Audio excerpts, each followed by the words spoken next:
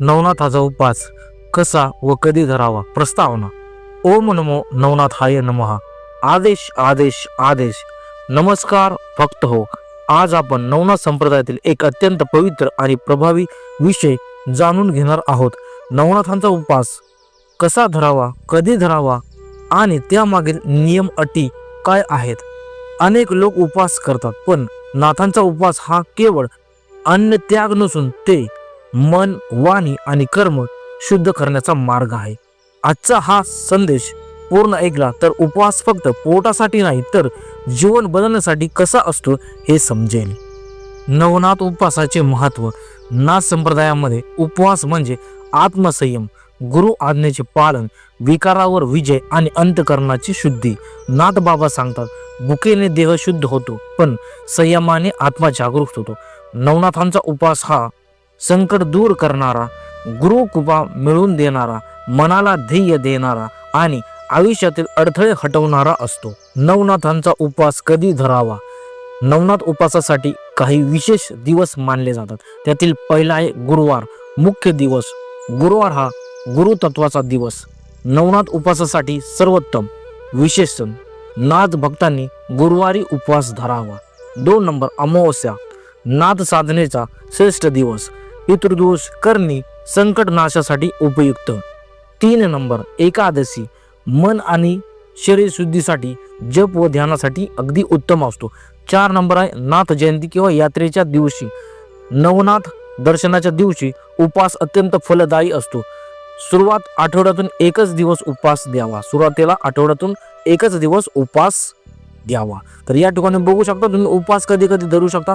तर पहिला या ठिकाणी सांगितलेला आहे गुरुवारी किंवा गुरुवार हा मुख्य दिवस असतो नाथांचा उपवास करण्याचे. दुसरं या ठिकाणी सांगितलं तुम्ही अमावस्येला पण उपवास या ठिकाणी धरू शकता. 3 नंबर सांगितले आणि एकादशीला तुम्ही नवनाथांचा उपवास या ठिकाणी धरू शकता. आणि 4 नंबर सांगितलेलं आहे नाथ जयंतीला किंवा यात्रेच्या दिवशी तुम्ही या ठिकाणी उपवास धरू शकता नाथांचे. तर हे 4 पर्याय तुमच्यासाठी आहेत. तुम्ही या 4 पैकी कधी पण उपवास या ठिकाणी धरू शकता. नवनाथ उपवास कसा धरावा. आता सर्वात महत्वाचा भाग आहे. त्यातील पहिला आहे उपवासाची सुरुवात. पहाटे उठून स्नान करावे, स्वच्छ वस्त्र परिधान करावे, घरातील देवघरामध्ये दिवा लावावा. संकल्प. हातात पाणी घेऊन मनात म्हणा, नवनाथांच्या कृपेकरिता माझ्या जीवनाचे संकट दूर होण्यासाठी मी आज श्रद्धेने उपवास करत आहे. जप व नामस्मरण. ओम नमो नाथाय नमः किमान 108 वेळा म्हणा. शक्य असल्यास गुरुमंत्र जपा. व्रत काळात काय करावे. खोटे बोलू नये, राग करू नये किंवा राग धरू नये, वाईट विचार टाळावेत आणि शक्य तेवढे मौन पाळावेत. या ठिकाणी बघू शकता तुम्ही व्रत काळामध्ये तुम्हाला काय पाळायचे. ज्यावेळेस तुम्ही उपवास धरता त्या दिवशी तुम्हाला काय पाळायचं या ठिकाणी नाथांनी सांगितलेलं आहे. तर खोटे बोलून तुम्ही खोटं बोलायचं नाही. दुसरं आहे राग करू नये, कोणाचा पण राग तुम्हाला या ठिकाणी करायचा नाही. वाईट विचार टाळायचे, वाईट विचार मनामध्ये येऊन द्यायचे नाहीत. आणि 4थं शक्य तेवढे मौन पाळण्याचा तुम्ही या ठिकाणी प्रयत्न करायचा आहे. तर अशा प्रकारे व्रत काळामध्ये हे सर्व तुम्हाला पाळायचं आहे. उपवासामध्ये काय खावे. नाथ संप्रदायामध्ये साधेपणा अत्यंत महत्वाचा आहे. पर्याय फक्त पाणी सर्वोत्तम. फळे, दूध, साबुदाणा भगर मर्यादित आहेत. तर या ठिकाणी बघू शकता तुम्ही काय खाऊ शकता.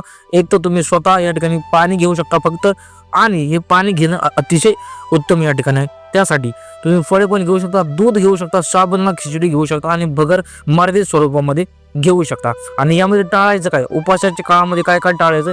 कांदा लसूण खाणं टाळायचे. तिखट तळलेले पदार्थ या ठिकाणी टाळायचे. व्यसन, दारू, तंबाखू पूर्ण या ठिकाणी बंद करायचं आहे. तर या ठिकाणी बघू शकता तुम्ही टाळायचे काय. तुम्हाला कांदा लसूण घ्यायचा नाही, तिखट तळलेले पदार्थ घ्यायचे नाही, व्यसन करायचं नाही, दारू तंबाखू हे पूर्णपणे तुम्हाला बंद करायचे. आणि कोणते पदार्थ खायचे हे तुम्हाला मी सांगण्याचा प्रयत्न या ठिकाणी केलेला आहे. आणि कोणते टाळायचे आहे हे सुद्धा सांगण्याचा या ठिकाणी प्रयत्न मी केलेला आहे. तर हे सर्व तुम्ही करायचं आहे उपवास ज्या दिवशी तुम्हाला असेल त्या दिवशी. नवनाथ उपवासाचे नियम व अटी खूप महत्वाचे आहे. ह्या चुका तुम्ही या ठिकाणी करायच्या नाही. नवनाथ उपवासाचे नियम व अटी कोणकोणत्या आहेत ह्या चुका तुम्ही या ठिकाणी वारंवार करायच्या नाही असं या ठिकाणी सांगितलं. पहिला आहे दिखाव्यासाठी उपवास करू नये. तर खूप महत्वाचं आहे. दिखाव्यासाठी या ठिकाणी नवनाथांचा उपवास कधी पण तुम्ही करायचा नाही. 2 नंबर आहे उपवास करून वाईट वर्तन करू नये. खूप महत्वाचं आहे. ज्या दिवशी तुम्ही वाईट वर्तणूक करतात त्या दिवशी तुमचा उपवास या ठिकाणी साध्य होणार नाही. 3 नंबर आहे इतरांचा अपमान करू नये. ज्यावेळेस तुम्ही उपवास असता त्यावेळेस तुम्ही इतरांचा अपमान या ठिकाणी करायचा नाहीये.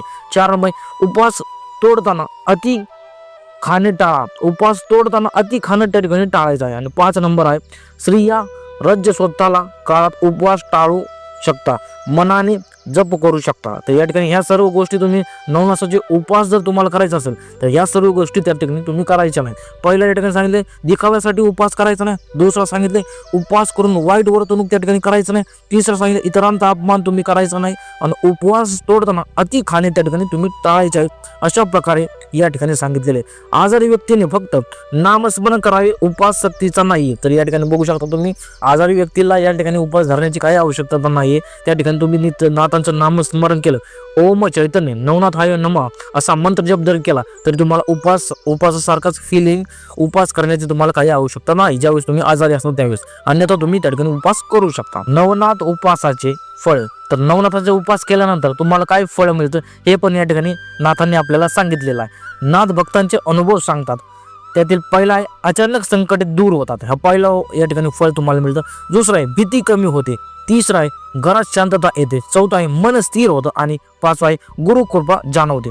नाथ बाबा म्हणतात जे श्रद्धेने उपवास करतो त्याच्यावर नाथाची नजर कायम असते. या ठिकाणी बघू शकता तुम्ही ज्यावेळेस तुम्ही श्रद्धेने उपवास करताना त्यावेळेस नाथांचं लक्ष तुमच्यावरती कायमच असतं आणि असणारच आहे.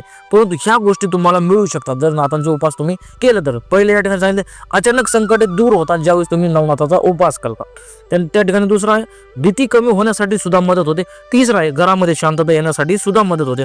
चौथा मन स्थिर होण्यासाठी मदत होते. आणि पाचवा गुरुकृपा तुम्हाला जाणवते. हे खूप महत्वाचं आहे. ज्यावेळेस तुम्ही नाथांचे उपवास करता, मनोभावी करता, त्यावेळेस तुमचं जे आहे ते नाथांचं तुमच्यावरती या ठिकाणी छत्र असतं. नाथांचं तुमच्यावरती लक्ष असतं. ज्यावेळेस तुम्ही उपवास या ठिकाणी करता, नित्य नियमाने उपवास करता, सर्व पालन करता, नियम अटी सर्व पाळता, त्यावेळेस शुद्ध मनाने तुम्ही नाथांचा उपवास करता, त्यावेळेस नाथ तुमच्यावरती प्रसन्न होतात आणि तुमच्यावरती लक्ष ठेवण्याचा प्रयत्न करतात किंवा करतात. समारोपण. नाथ संदेश. भक्त हो, नाथांचा उपवास म्हणजे देहाला त्रास देणे नाही तर आत्म्याला जागे करणे आहे. तर या ठिकाणी बघू शकता तुम्ही ज्यावेळेस तुम्ही नाथांचा उपवास करताना त्यावेळेस तुम्ही देहाला त्रास देणं हे नाथांचा उपवासाचं मूळ लक्षणच नाहीये, तर आत्म्याला जाग करणं हा नाथांच्या उपवासाचं खरा महत्व आहे, खरा उद्दिष्ट आहे. एक दिवस उपवास करा पण 7 दिवस सदाचार ठेवा. हे या ठिकाणी बघू शकता तुम्ही 1 दिवस उपवास करू शकता आणि 7 दिवस तुम्ही सदाचार या ठिकाणी ठेवू शकता. नाथ बाबा तुमच्या सोबत आहेत. फक्त श्रद्धा ठेवा, संयम ठेवा आणि नामस्मरण करत राहा. तर या 3 गोष्टी खूप महत्वाच्या आहे. नाथ बाबा तुमचा कायम संगत राहणार आहे. फक्त काय करायचं तुम्ही श्रद्धा ठेवायची आहे, संयम ठेवायचा. श्रद्धा ठेवायची, संयम पण ठेवायचा आणि देवाचं नामस्मरण या ठिकाणी करत राहायचे. तुम्ही दुःखद बाधा करणी कवटाल हे सर्व तुम्ही या ठिकाणी दुःखातून मुक्त होताल. नाथांचं नामस्मरण करत राहिल्यानंतर ह्या सर्व गोष्टी किती पण संकटे होत्या त्या संकटातून तुम्ही दूर होताल. नाथ भक्ती तुमच्या मनामध्ये असेल, नाथांचं तुम्ही नामस्मरण करत राहत असेल तर ओम नमो नवनाथाय नमः. आदेश. जर तुम्हाला हवं असेल तर मी आणखीन काही विषयावरती टॉपिक्सवरती व्हिडिओ बनवण्याचा या ठिकाणी प्रयत्न करेन. तुमच्यावरती संकट येत असेल तर नाथांनी कोणकोणते उपदेश केलेला आहे, कोणते संदेश दिलेला आहे ह्यावरती सुद्धा व्हिडिओ बनवून पाठवल. किंवा तुम्ही तुमच्या मनामध्ये भीती कशी निर्माण होती या टॉपिकवरती पण नाथांचे मी व्हिडिओ तुम्हाला बनवून पाठवले. किंवा नाथांनी कोणते उपदेश आपल्याला सांगितले याच्यावरती तुम्हाला एक व्हिडिओ मी या ठिकाणी करून पाठवल. अजून कोणत्या टॉपिकवरती तुम्हाला व्हिडिओ पाहिजे असेल तर चॅनलला लाईक करा, शेअर करा आणि सबस्क्राईब करा. मी तुम्हाला नाथाबद्दलचे सर्व काही माहिती एका व्हिडिओमध्ये देण्याचा प्रयत्न करेल. आणि आणखीन कोणत्या टॉपिकवर तुम्हाला व्हिडिओ पाहिजे असेल तर कमेंट करू शकता. तुम्ही मला कमेंटला करू शकता किंवा इंस्टाग्रामला फॉलो करून मेसेज सुद्धा करू शकता की तुम्ही या टॉपिकवरती मला व्हिडिओ या ठिकाणी बनवून पाठवा किंवा यूट्यूबला सोडा तर मी सोडू शकतो. ठीक आहे. तर अशा प्रकारे हे सर्व तुम्ही नाथांचा उपवास धरत असेल तर नाथांचा उपवास कसा धरावा, कधी धरावा आणि त्यासाठी नियम अटी कोणकोणते आहेत याबद्दल सविस्तर माहिती या व्हिडिओच्या माध्यमातून मी तुम्हाला देण्याचा प्रयत्न केला आहे.